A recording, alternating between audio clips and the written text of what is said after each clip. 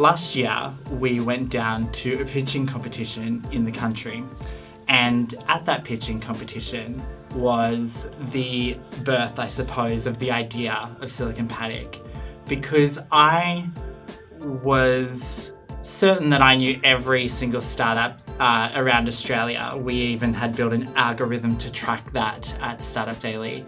And then when I got to Wagga, I noticed that there was 17 people that weren't on my radar.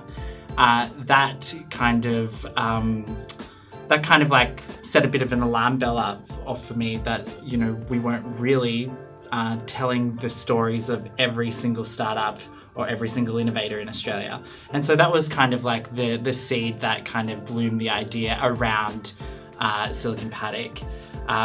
We were just going to be a bit of a media platform that was telling the stories of regional business. However, as it happens, we are now 6 months in, and the audience dictates what the platform is going to look like and what they want from the platform. And in addition to those inspirational stories, the educational content has become a real focus, and that is that's why we launched it, and that's why we're continuing with that educational focus, is because the audience want that. I'm Nicole Kirsch. I am Head of Education at Silicon Paddock. I got involved in this project because it's a really fantastic opportunity to get to know what's happening outside of our cities. It's a really great opportunity to create educational content that can help reshape what our collective futures look like and help bridge that gap between what our city centres look like and what our regional centres look like.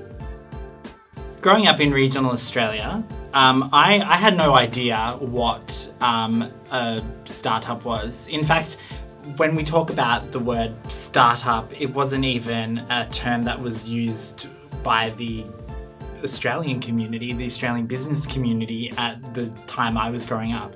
But if we look at it in the light of like opportunity, I definitely thought that to make it, or to like, you know, live your dream, you had to do that in the city, that you had to move away from your local community in order to have that life that you saw on TV. I think pop culture really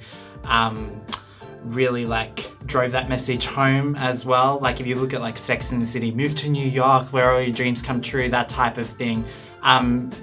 We grew up with that. It was something that was kind of like set into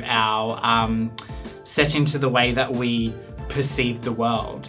What I'm excited about with Silicon Paddock is that I can challenge that now. I can challenge that and say, you know what, you can still live a big dream and you can still have that tie back to your local community.